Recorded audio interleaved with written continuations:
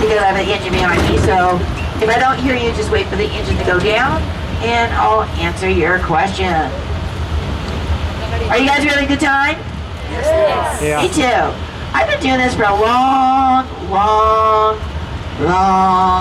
time. Too long.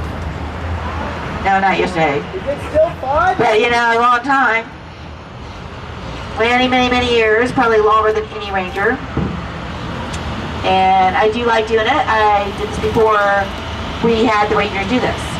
It used to be the Curry Company, when the Curry family was around. And I did it back then. Curry's everywhere, Still do Karen. it, love doing it. Yeah. Like I said, this is one of my favorite ones to do, the Twilight one. Okie dokie. Now, I'm a photographer, so I will be putting out tons of photos. And this is the photo tramp. Yeah, so keep those cameras out.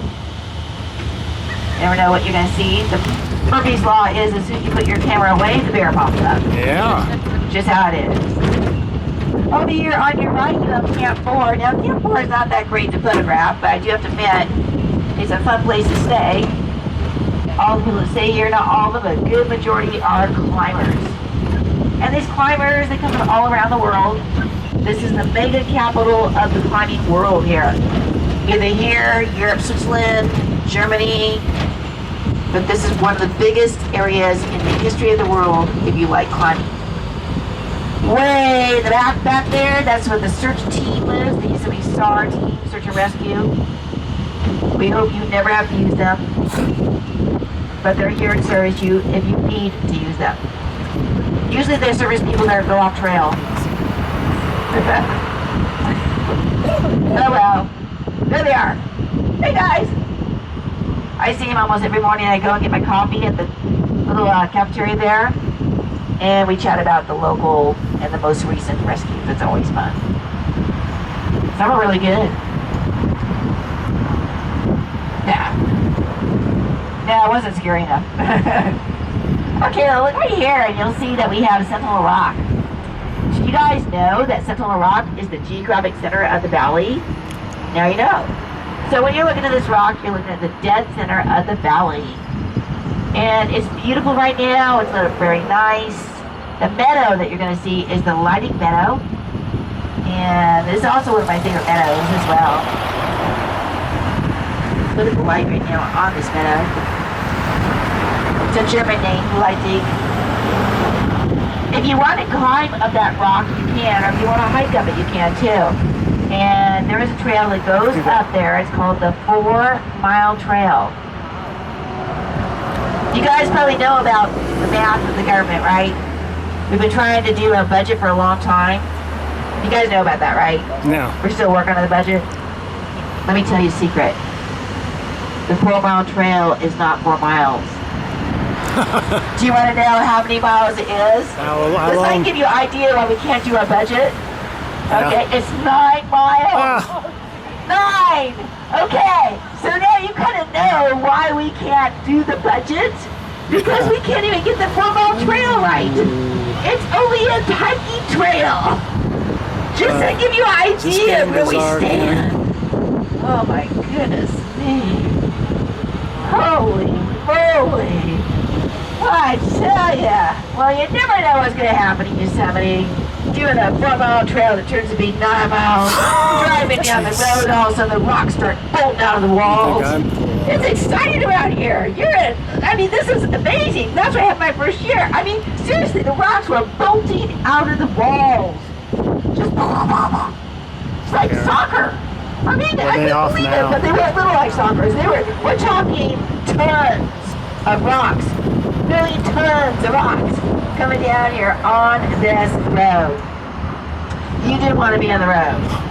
Okay, no, you did not want to be on the road. It would not be a good thing.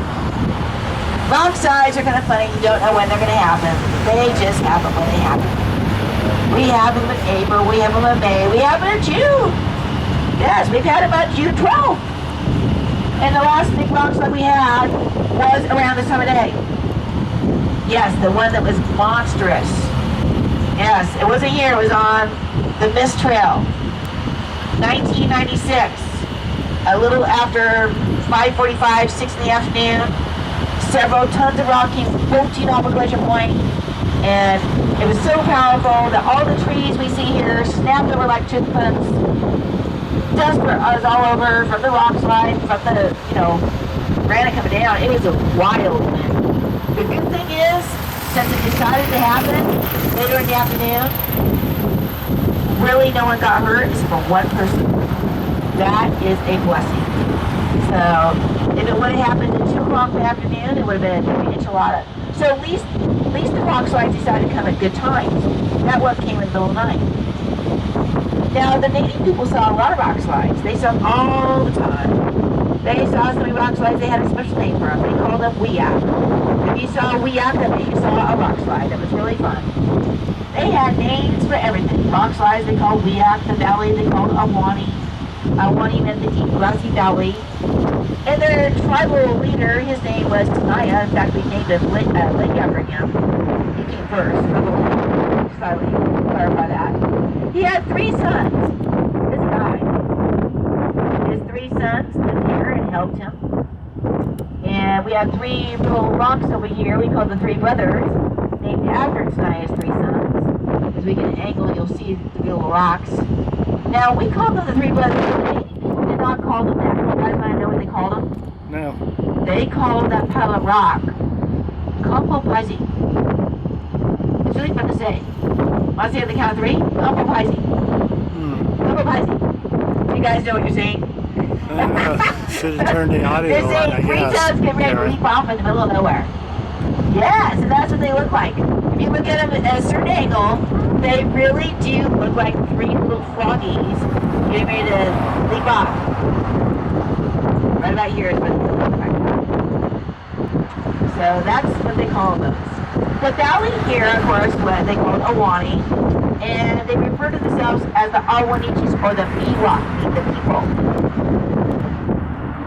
Now, the Tenaya chief is no longer with us, but we do know that we have a spirit with us. In fact, if you look up, you'll see the great rock chief. There's a view of you right there, looking down on you. A great place to take a photo is right now of the rock chief, known as El Capitan, right here. So El Capitan here, 3 brothers there. Great photo ops. Do you guys want to guess how big El Capitan is? I don't know. Want me to tell you? It's so large that you stack not 1, not 2, but 3 Empire State Buildings, one on top of another. You would not be at the top of El Capitan. It's big. And it's a big rock. It's one piece of rock. We call those monoliths. So it goes far down underneath as well. It's approximately, by the time you add the top and the bottom, it's probably well over 6,000 feet for one rock. One rock. Now keep those cameras out, because if you look over here on the left, you're going to see the cathedral spires and the upper middle cathedral rock as well. And this is a beautiful photographic opportunity that was made available to us by Ansel Adams, who made it famous. One of my heroes. Great photo time of day, by the way, of the upper middle cathedral rock and the spires, named by the pioneers who thought this looked like a grand cathedral when they came here. I think it's getting tired. 8 minutes and 46 seconds. Isn't it beautiful? No. Okay, now that you look to your left, look to your right. We're going to look for climbers up on this big rock called El Capitan. Now, people come from all over the world to climb El Capitan. We're looking at it, but they want to look at it up close. They're intimate with it. They're touching it, feeling it. They're just hugging it. And they're not just hugging it once or twice. They're hugging it all the way from the bottom to the top until they get to the top. They take everything they need with them, which is their food, their gear, their bedding. And their haul bags are quite heavy this time of year because of all the water. It can weigh over 100 pounds, over 150 pounds on some routes, and close to 2 depending where they're going.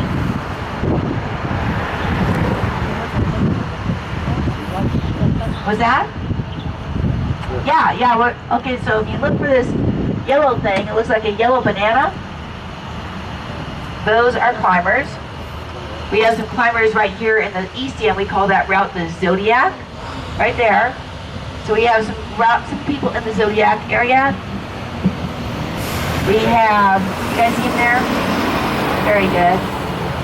Right there, Right there hanging there, they're in red and black. You see Right anything? there. So we have some in the zodiac. We have another climber close to the nose. And they're kind of low, but they're in bright yellow. So we have the red and the yellow. Do you guys see them there? They're right there. I don't see anybody. They're pretty easy to see right now. When climbers climb, they pull and push themselves to the top. It is a very physically demanding sport and mentally. It's kind of like chess.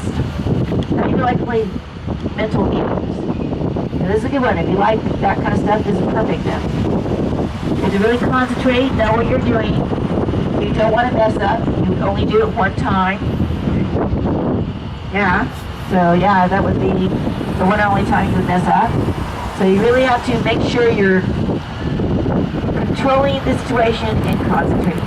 Now if you look right here, you'll see lower part of El Capitan, a yellow, it looks like a boat. Do you guys see it there? It's right there? Right there. Raise your hand if you see that yellow thing. It looks like a yellow banana. See something Very there. good. Those are climbers.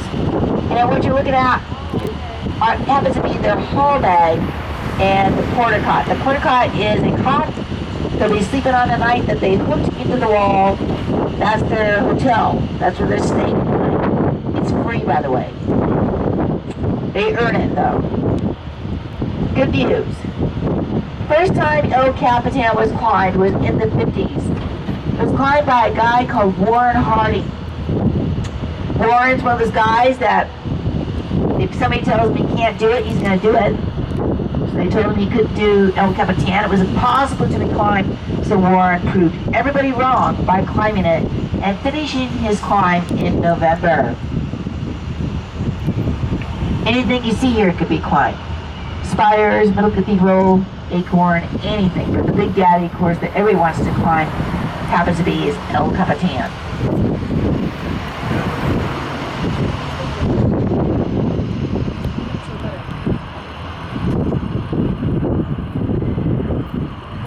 So the haul bag's very heavy. They weigh 150 pounds, easy breezy. There's no water up there. So if you're up there for a week, you must take a week of water. That's a very very heavy bag. So their water, their food, their gear, everything they need for survival goes in that little bag.